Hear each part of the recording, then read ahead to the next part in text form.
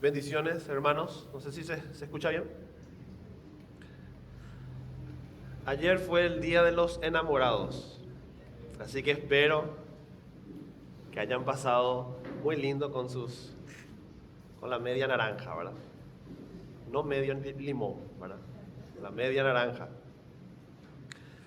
Ayer Dani me decía, papá, hoy es el Día del Amor, así que vos vas a elegir qué vamos a comer y dónde vamos a comer.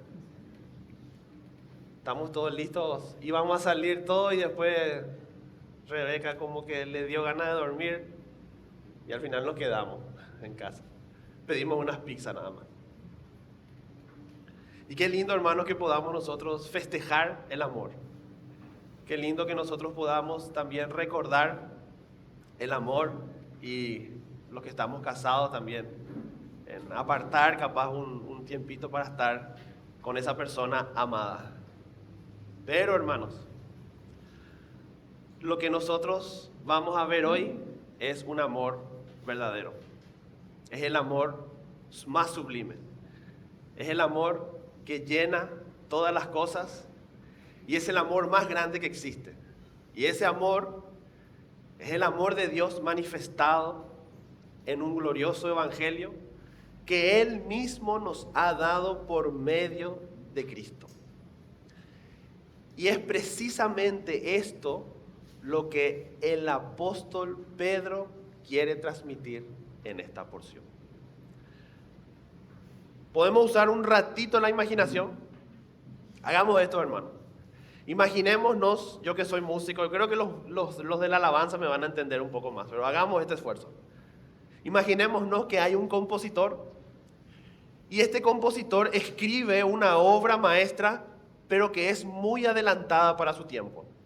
Es una sinfonía tan profunda, es una sinfonía tan gloriosa, que cualquier músico que lee esta partitura queda conmovido. El director de orquesta recibe esta partitura, la estudia con mucho detenimiento, observa cada indicación, cada movimiento, cada crescendo y llega a un punto en que se emociona. Sabe que esto es una obra grandiosa, pero entiende algo muy importante, que esta obra está pensada para un tiempo que todavía no ha llegado. Años después, otra generación recibe esa misma partitura. Ahora el tiempo sí es adecuado. Los músicos ensayan, los instrumentos responden y la obra es ejecutada. Y lo que antes era una promesa escrita, ahora se convierte en música viva. Y la sala del concierto queda sobrecogida. Hermanos, esto es básicamente lo que el apóstol Pedro nos enseña en esta porción de esta mañana. Los profetas del Antiguo Testamento dicen que leyeron, anunciaron y estudiaron, podríamos decir, la partitura de la salvación. Vieron a través de ella los sufrimientos de nuestro Señor Jesucristo y las glorias que vendrían después. Se emocionaron con esta gracia, pero comprendieron que no ministraba para sí mismo, sino para nosotros. Hoy, hermanos, nosotros vivimos en el tiempo en que esta obra ya ha sido ejecutada. Cristo ya vino, Cristo ya sufrió, resucitó y fue glorificado. Y nosotros escuchamos la sinfonía completa del Evangelio. Lo que ellos anunciaron, nosotros lo contemplamos en plenitud. Este es el Evangelio glorioso que Dios ha diseñado desde la eternidad. ¿Para qué? Para que un pueblo santo sea apartado para su gloria y para su honra. Y este pueblo fue apartado por medio de la sangre de Cristo. Cristo es el Cordero inmolado y Cristo es aquel que hace posible la salvación del hombre. Con esta pequeña introducción que hicimos, vayamos al texto de esta mañana. Primera de Pedro, capítulo 1, versos 10, 11 y 12. Estoy un poquitito afónico, así que me van a aguantar la voz, hermano.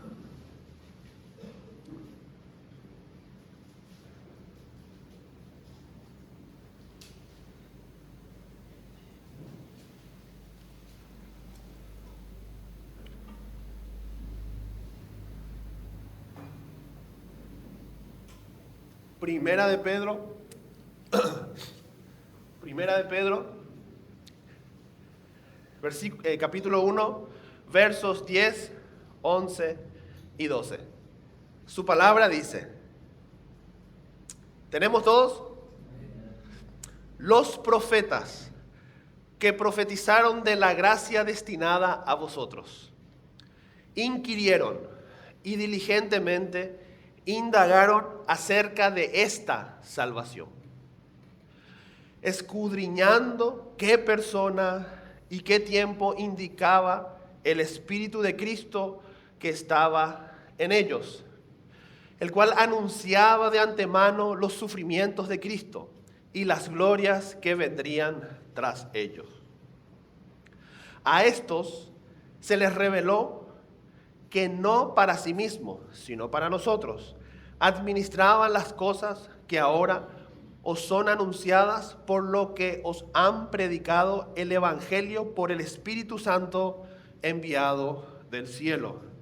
Cosas en las cuales anhelan mirar los ángeles.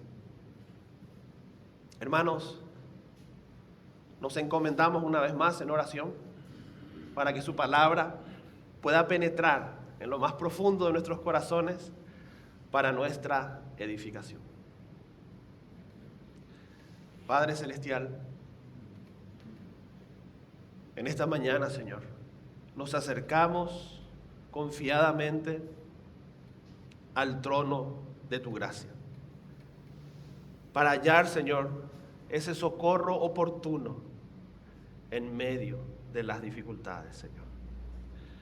Señor, invocamos tu nombre, sabiendo, Señor, que tú mismo has diseñado una salvación eterna para cada uno de nosotros. Señor, que nosotros podamos introducirnos en esta realidad, que podamos entenderla, que podamos masticarla, que podamos disfrutar, Señor, y que este evangelio pueda sanar todos nuestros dolores, porque tú así lo quieres. Sabemos, Señor, que tú eres real, que tu Hijo es real, y por medio de tu Santo Espíritu, Señor, nos introducimos a tu precioso y glorioso evangelio. Gracias por la obra redentora de tu Hijo y que podamos, Señor, en esta mañana comprender un poco más de lo que tú eres y de lo que has hecho en favor nuestro. Te oramos en el nombre de Jesús. Amén. Hermanos, ya en las predicaciones anteriores se fue entendiendo el contexto en que esta carta fue escrita. Nosotros ya podemos entender que los lectores inmediatos a quien el apóstol Pedro escribe estaban pasando unas situaciones difíciles, su fe misma estaba siendo a prueba. Y como bien sabe, un tiempo después, el famoso emperador Nerón hace una persecución brutal, acusándolos falsamente del famoso incendio allá en Roma. Así que en este contexto de prueba, en este contexto de dificultad, en este contexto donde a veces las cosas parece que no van bien, en este contexto el apóstol Pedro declara el evangelio de Cristo. Porque es el evangelio de nuestro Señor Jesucristo lo que hace posible que los huesos tengan vida, que los muertos pasen de muerte a vida. y que las pruebas sean para glorificar a nuestro Señor Jesucristo. El apóstol Pedro empezó esta carta con el famoso versículo 2, elegidos según su presciencia y apartados por el Espíritu Santo en santidad, para introducirnos a la obediencia del Evangelio que fue realizada por Cristo Jesús en la cruz del Calvario. Hermanos, este Evangelio fue diseñado por Dios desde la eternidad. ¿Por qué? Porque el Padre quiere un pueblo para Él. Porque el Padre nos amó desde la eternidad. Y el Hijo ejecuta esa obra redentora para presentarse delante del Padre y decirle: Padre, aquí está tu pueblo, aquí están tus amados, aquellos que tú has elegido desde antes de la fundación del mundo por el puro afecto de tu voluntad.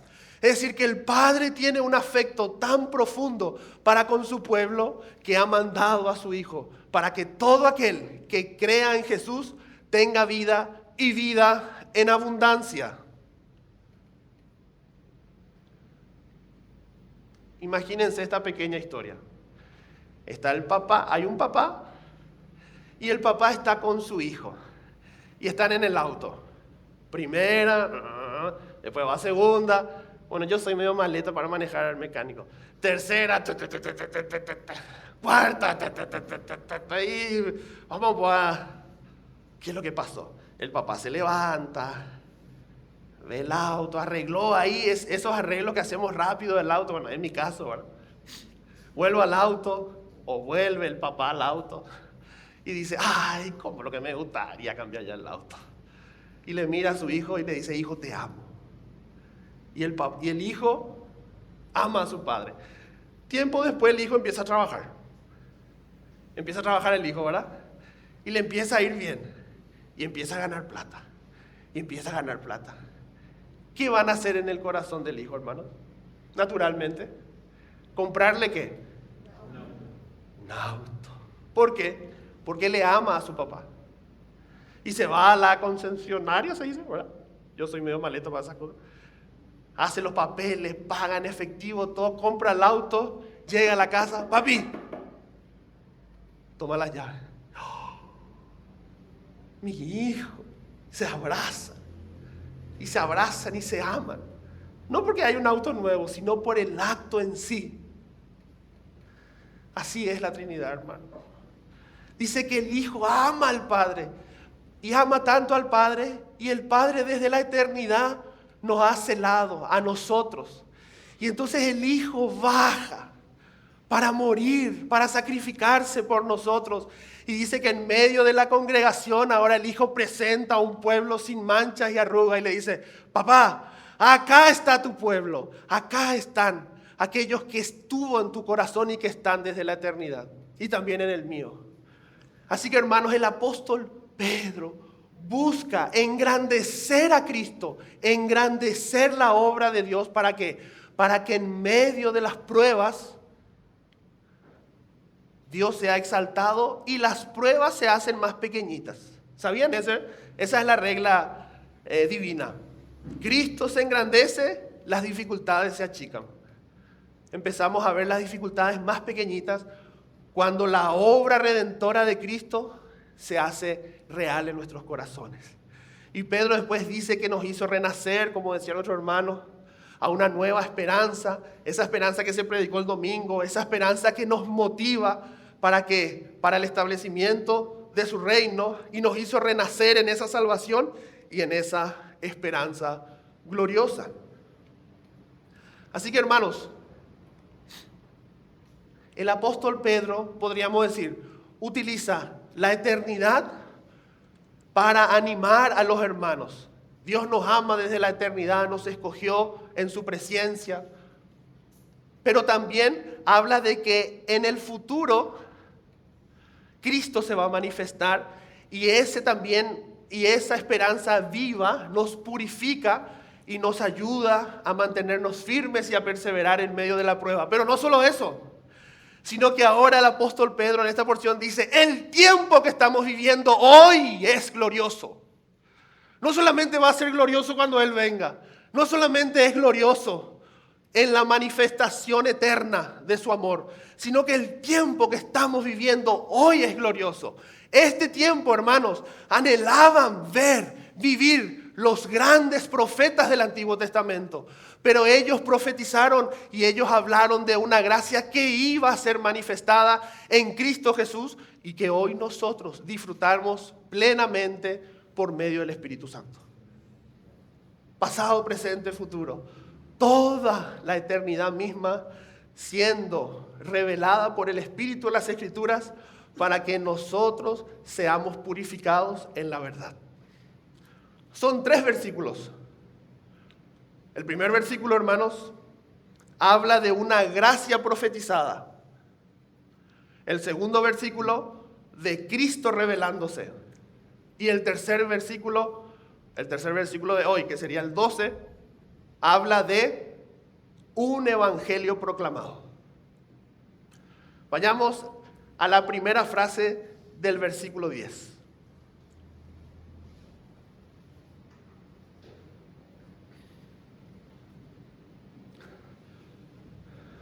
¿Tenemos?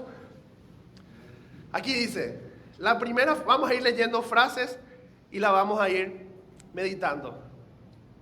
Empieza la perícopa diciendo, los profetas que profetizaron.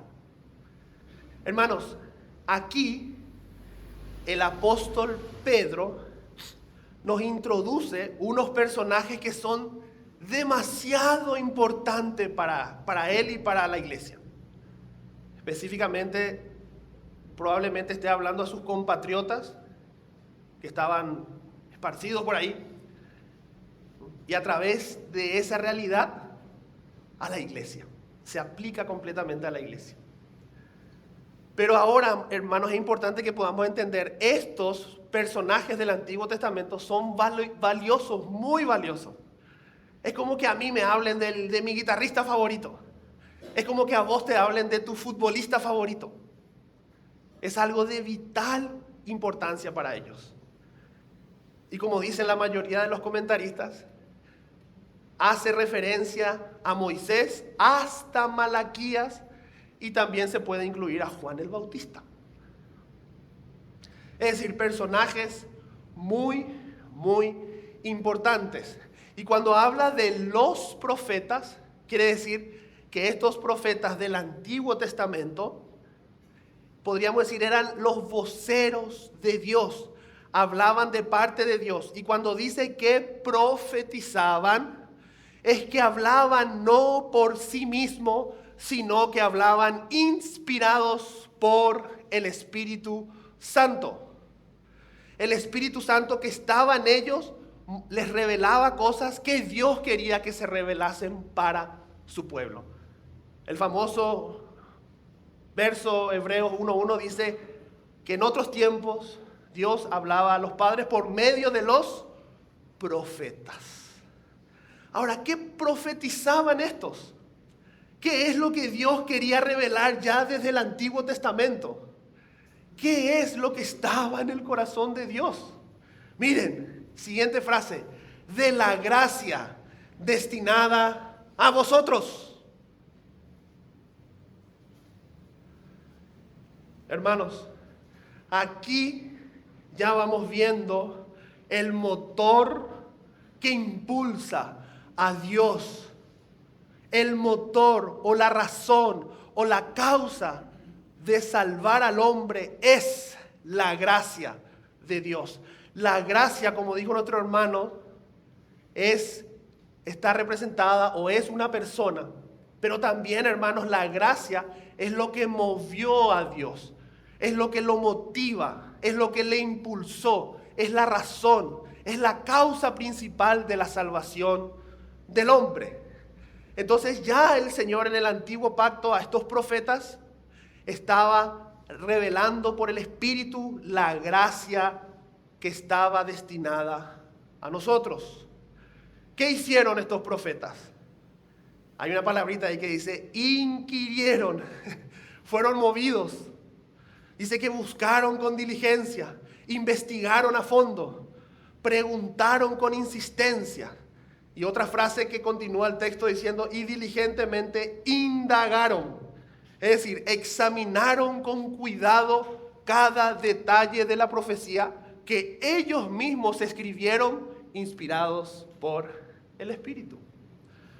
Es decir, que esto les pareció tan hermoso, tan glorioso, que no se quedaron quietos. Imagínense, hermano, que Paraguay llega a la final del mundo. ¿Cómo vamos a estar nosotros? A los que nos gusta el fútbol. Llegó. Bueno, yo no soy tan futbolero. Iba a decir los técnicos, pero iba a fallar. Yo me quedé con Carpegiani. Imagínense, yo era fan del Colorado Gamarra y todo eso. Pero imagínense, hermanos.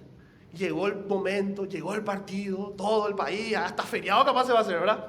Y todos nos vamos a la cancha porque estamos deseosos. Y aquellos que no encuentran la dirección, che, ¿dónde ve la cancha el defensor? ¿Dónde? Bueno, los profetas algo similar. Cuando el Espíritu empezó a revelar sobre la gracia, ellos empezaron a hacer una indagación profunda de esas profecías. ¿Y sobre qué estaban indagando? Y termina el verso 10. Acerca de esta salvación. ¿Qué es la salvación, hermanos? La salvación es el efecto de la gracia, la causa de la gracia. Implica la acción ejecutada por Cristo en el Calvario. Hermanos, somos salvos por gracia. Eso es lo que movió a Dios. Pero la salvación es esa gracia en acción.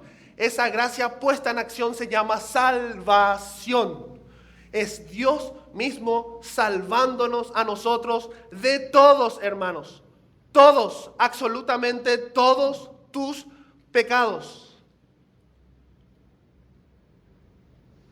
Este evangelio ya Dios lo empezó a revelar en el Antiguo Testamento. Cristo es el cumplimiento de todas esas profecías y la plenitud de la gracia está en el nuevo pacto cuando el Espíritu fue derramado a causa de la resurrección de Cristo. Hermanos, antes de pasar al siguiente verso, qué importante que podamos entender que el primer hombre que se salvó en el Antiguo Testamento, podríamos decir, o el primer hombre que se salvó por gracia mediante la fe en la obra de Jesús. Y el último hombre que se va a salvar en el nuevo pacto, ¿cómo se va a salvar? Por gracia mediante la fe en la obra redentora de Cristo. Toda la humanidad va a ser salva por gracia mediante la fe. Acabo de decir una gran herejía, sino que el sacrificio es para todos, pero se hace efectivo en los que tienen fe. Ya vi la cara de Tomás que me estaba por echar la iglesia. Así que, hermanos, estemos contentos, estemos felices. Estemos contentos y estemos felices porque hay una gran salvación para nosotros. Versículo 2, o sea, sería el 11. Vayamos a nuestras Biblias. Les prometo que hoy no va a ser muy largo. Empieza el versículo 11. Y le intitulé esta sección La revelación de Cristo, o la revelación del Evangelio en Cristo. Empieza diciendo, hablando de los profetas, escudriñando qué persona y qué tiempo. En las versiones, hermanos, un poco más actuales, solo nos muestran que los profetas estaban indagando sobre el tiempo y las circunstancias del Mesías. Miren cómo traduce la Nueva Traducción Viviente el versículo 11. Por ahí los que tienen esa versión, la voy a leer ahora. Hablando siempre de los profetas del Antiguo Testamento, se preguntaban a qué tiempo y en qué circunstancias se refería el Espíritu de Cristo que estaba en ellos, cuando les dijo de antemano sobre los sufrimientos de Cristo y de la inmensa gloria que después vendría. Hermanos, lo que ellos indagaban era en qué tiempo se iba a manifestar este Mesías y cuáles iban a ser las circunstancias, podríamos decir políticas, en las que él iba a aparecer. Entonces indagaban muy probablemente hacia esa dirección. ¿Qué tiempo? Empezaron a tener revelación sobre la gracia, empezaron a tener revelación sobre la salvación, entendieron que el Mesías era Dios. Ellos entendían eso. En el Antiguo Testamento está clarito que el Mesías es el Dios encarnado. En el Nuevo Testamento se clarifica aún más, obviamente. Pero ellos veían quién, en qué tiempo y cuáles eran las circunstancias. Ahora, la traducción de Reina y Valera dice qué persona. Y aprovechando esta traducción o esta versión, hermanos, hablemos un poco de esa persona. Hermanos, como dijo nuestro hermano, Jesucristo obviamente es esa persona. Y Jesucristo es el centro de todas las cosas. Jesucristo es la segunda persona de la Trinidad. Y Jesucristo es lo que divide el Antiguo del Nuevo Testamento. Porque con Cristo hay un cambio de sacerdocio. Ya no el de Aarón, sino ahora el de él, según el orden de Melquisedec. Pero no solo eso, hermanos, sino que Jesucristo es aquel que cambia la historia de la humanidad. Por eso en la historia estudiamos que hay un antes y un después de Cristo. Pero no solo eso, sino que Cristo es el centro de nuestras vidas, porque también en cada uno de nosotros hay un antes y un después de Jesucristo. Jesucristo es el centro de todas las cosas. Jesucristo es el centro de las Escrituras. Jesucristo es el centro de la salvación. Jesucristo es el centro de la iglesia. Jesucristo en el centro se va a parar para la adoración al Padre. Jesucristo es el centro de nuestras vidas y Jesucristo es el centro de la historia de la humanidad. Así que esta persona es lo que ellos indagaban. Sobre esta persona, según esta versión, en qué tiempo y en qué circunstancias. Avancemos. La siguiente frase es muy preciosa. Siempre hablando, no perdamos el hilo, hermanos, siempre hablando de los profetas del Antiguo Testamento, que ellos ya estaban profetizando sobre la gracia, estaban profetizando sobre la salvación, y estaban indagando en qué tiempo y en qué circunstancias. Y todo esto era movido por la tercera persona de la Trinidad en ellos. Por eso el texto dice, indicaba el Espíritu de Cristo que estaba en ellos. Es decir, que la salvación no es por motus propio. No es algo que yo puedo hacer. Es algo que alguien puede hacer y que alguien me introduce en esa realidad. Ese es el Espíritu Santo. Aquí, hermanos, claramente nosotros podríamos ver la doctrina de la inspiración, que no vamos a entrar en detalle, obviamente, a eso. Solamente me gustaría leer 2 de Pedro, el capítulo 1, el verso 20. Voy a leer rápido.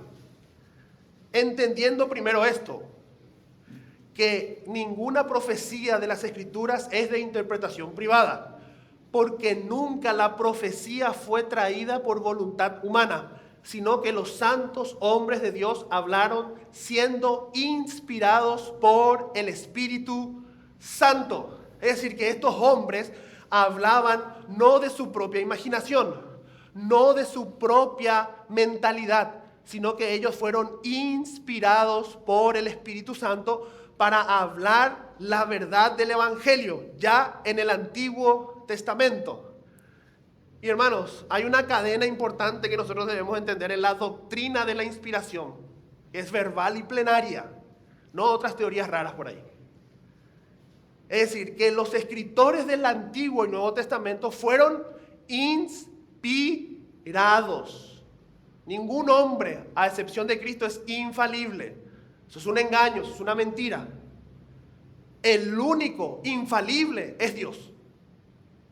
Los hombres fueron inspirados por Dios y la consecuencia de la inspiración es la palabra de Dios, yo la tengo acá, ahí el libro que ustedes tienen, ese texto es inerrante e infalible, porque todo lo que contiene ahí, cada palabra y la conexión de todo, de toda su plenitud, eso es infalible, no hay ningún solo error, aunque se ataque esa doctrina. Es decir, la consecuencia de la inspiración de los geógrafos es un texto infalible. Y ahora nosotros que somos los lectores de la Biblia, somos iluminados por el Espíritu para alcanzar salvación mediante su palabra. ¿Se entendió? Los geógrafos inspirados, de ahí sale un texto infalible y ahora nosotros iluminados por el Espíritu para alcanzar salvación.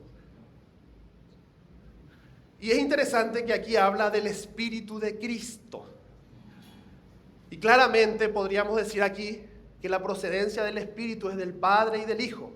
Y cuando Jesús habla en Juan 16 dice, pero cuando venga el Espíritu de verdad, Él os guiará a toda verdad, porque no hablará por su propia cuenta, sino que hablará todo lo que oye y os hará saber las cosas que habrán de venir. Hermanos, el Espíritu Santo a veces se lo llama Espíritu del Padre o Espíritu de Dios, Espíritu de Cristo, porque tiene la intención principal de revelarnos la obra redentora de Cristo. Amén. Voy a pasar al siguiente para no quedarme acá mucho tiempo.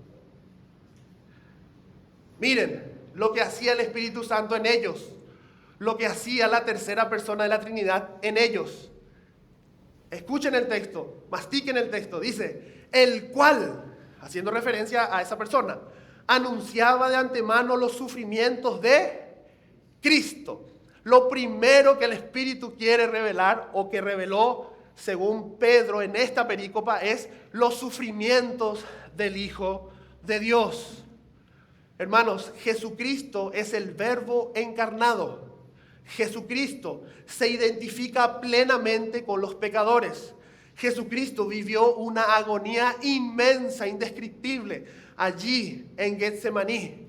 Y Jesucristo padeció en su propio cuerpo el Calvario, como leyó nuestro hermano en esta mañana, Isaías 53, despreciado y desechado entre los hombres, varón de dolores, experimentado en quebranto, y como que escondimos de él el rostro, fue menospreciado y no lo estimamos.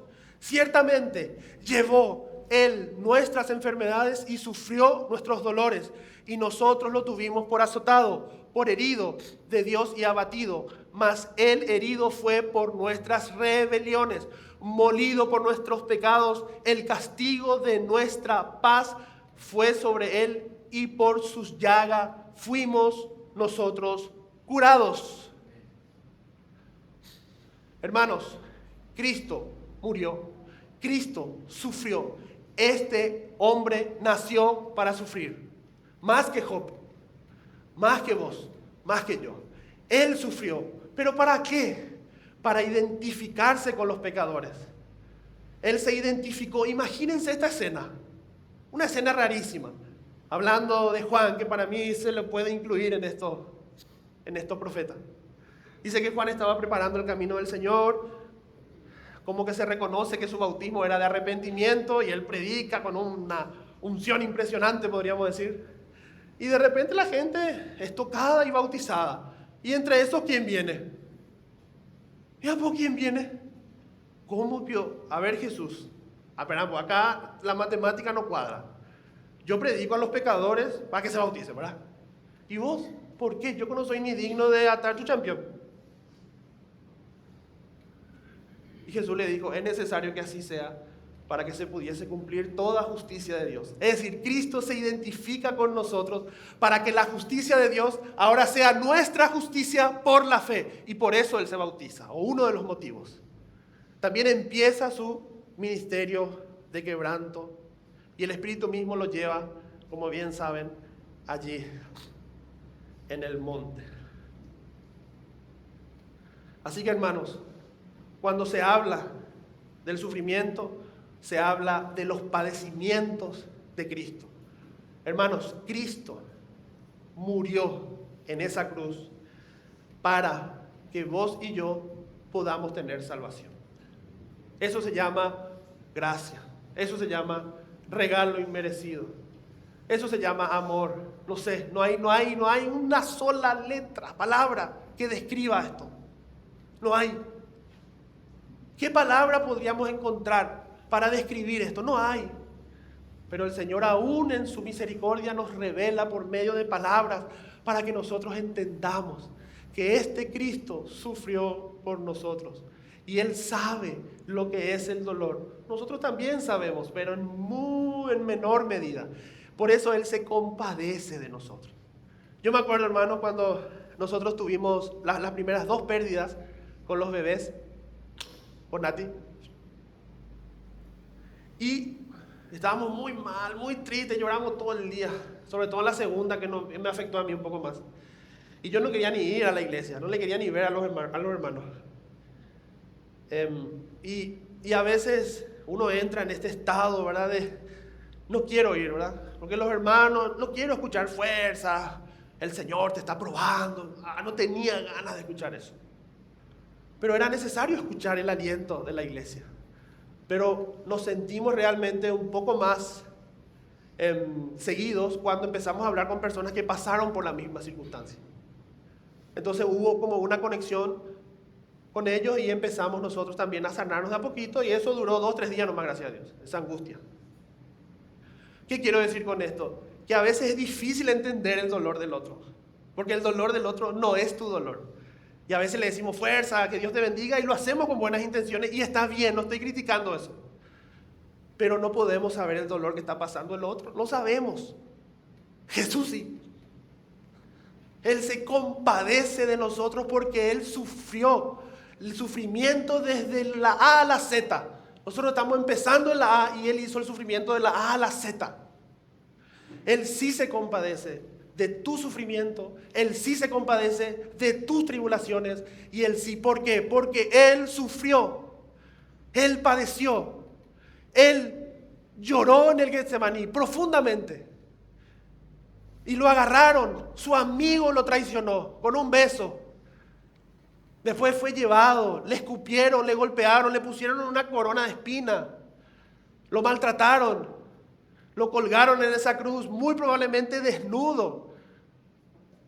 Y en ese momento dijo: Padre, perdónalos a estos que se estaban burlando de Él, porque no saben lo que hacen.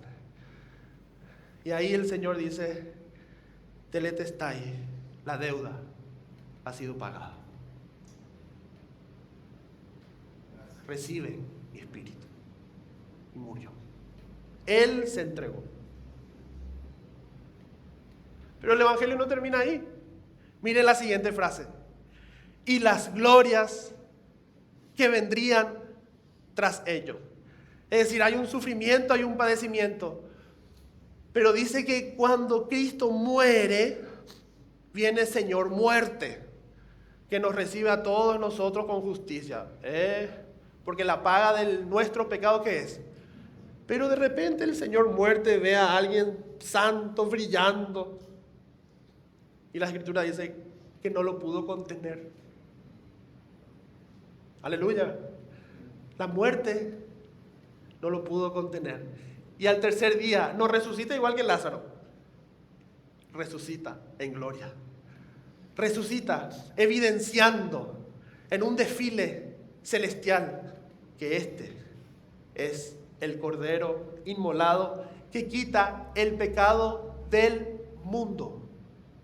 Así habla y así se expresan las Escrituras. Hermanos, Él resucitó, también ascendió y fue sentado a la diestra del Padre.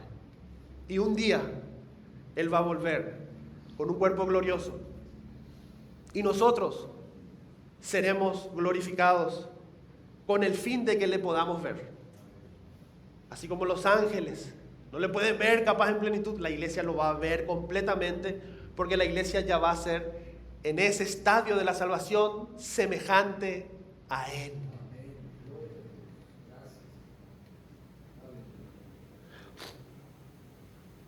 Este es el Evangelio que Dios estableció por amor, y Él quiere que todos los hombres vengan a Cristo, atraídos por el Espíritu del Padre.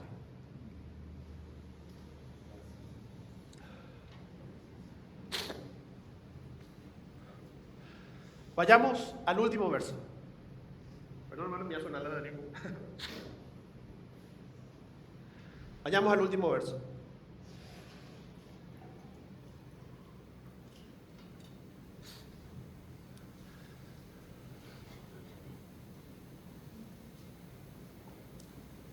Le puse por título la proclamación del Evangelio. Versículo 12. Vamos a leer. A esto se le reveló que no para sí mismo, sino para nosotros, administraban las cosas que ahora os son anunciadas, por lo que os han predicado el Evangelio por el poder del Espíritu Santo enviado del cielo. Hermanos, el Evangelio que salva, podríamos decir, tiene dos vías. Primero, la palabra encarnada y revelada en las Escrituras. ¿Se entendió eso? Es decir, que el Evangelio que nosotros predicamos está en la Biblia. No se puede predicar otro Evangelio, conceptualmente hablando. Conceptualmente hablando debemos predicar el Evangelio de Pablo, el Evangelio de Pedro, el Evangelio de Juan. No evangelios raros que hay por ahí, que lo único que hacen es hundir a la iglesia en su propia miseria. Pero el Evangelio que está revelado en las Escrituras es el que nos da paz, es el que nos da alegría, es el que nos da gozo, es el que nos hace vivir en la libertad del Espíritu, porque es su palabra la que nos santifica. Es como un agua viva que penetra en nuestra mente conceptualmente, pero no es solo conceptual. Hay otra vía, que es el poder del Espíritu Santo. Es el Espíritu Santo el que redarguye al pecador, y es el Espíritu Santo por medio de esa palabra que lleva al pecador al arrepentimiento y a la fe en Jesucristo. Por eso es que Jesús decía, el tiempo se ha cumplido, es decir, lo que ellos anunciaban se ha cumplido. El reino de Dios está cerca. Arrepentíos y creed en el Evangelio. Esa es la predicación de Jesús. Esa es la predicación de Pablo, esa es la predicación de Pedro, esa es la predicación de Juan, y esa es la predicación del apóstol Juan, y Juan el Bautista también.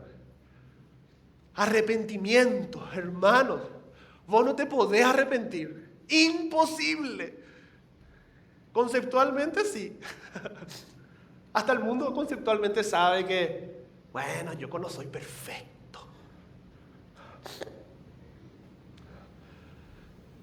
Es una obra del Espíritu Santo, enviado desde el cielo, no solamente para predicar el Evangelio de los apóstoles, sino para que nos arrepintamos. Si hoy estás acá, es por la obra del Espíritu Santo en tu corazón.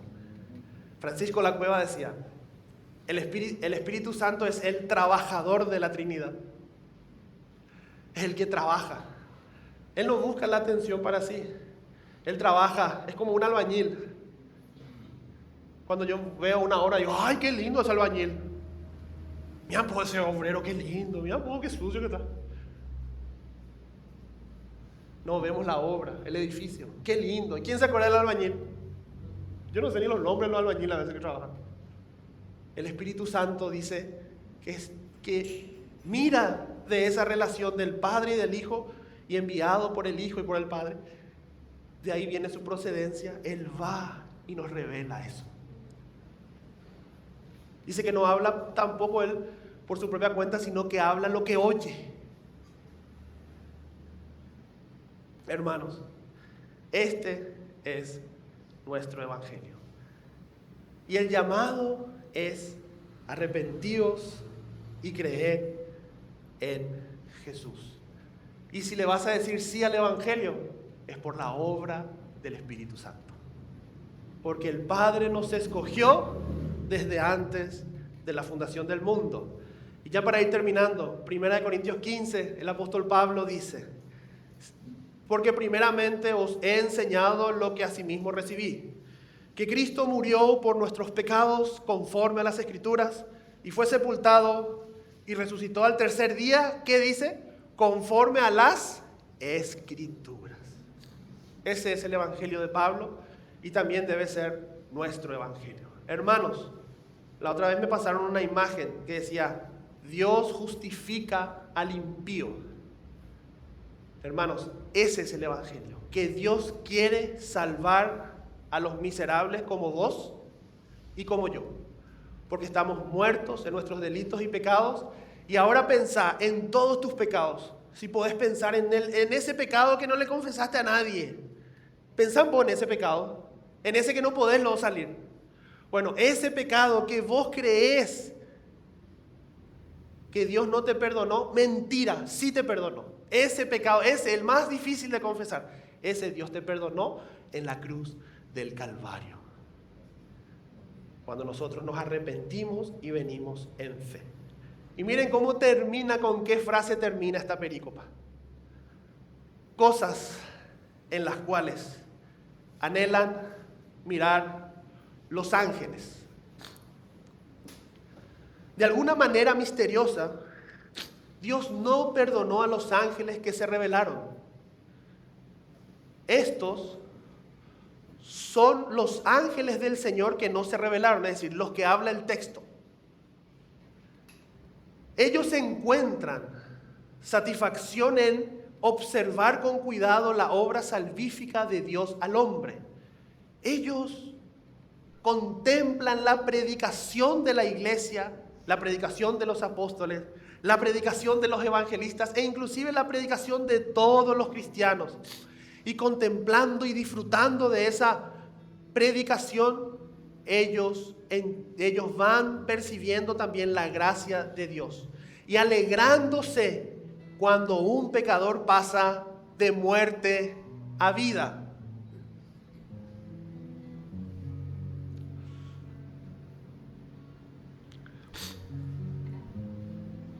Entonces, hermanos, en el verso 10 se proclamó una gracia, se profetizó sobre una gracia. El verso 11, esa gracia está revelada en Cristo Jesús, el que padeció, mas al tercer día resucitó para el perdón de nuestros pecados. Y ahora, hermanos, con el poder del Espíritu Santo, se proclama esa verdad para que todos aquellos que creen pasen de muerte a vida por obra del Espíritu Santo. Terminamos con una pequeña conclusión. ¿Podrían las pruebas, hermanos, de esta vida opacar la obra eterna de Dios? De ninguna manera. Si los profetas anhelaron contemplar esta gracia y no la vieron en su plenitud, y nosotros vivimos en el tiempo en que Cristo ya vino, ya sufrió, ya resucitó y fue glorificado, ¿cómo no habremos de perseverar hasta el fin? Si el Espíritu fue enviado desde el cielo para anunciar esta salvación, y aún los ángeles desean mirar estas cosas, entonces nuestras aflicciones, por reales que sean, no puede compararse a la grandeza de esta obra. Somos privilegiados viviendo en el tiempo del cumplimiento. Por eso, movidos por el Espíritu, vivamos a la luz de esa gloriosa salvación.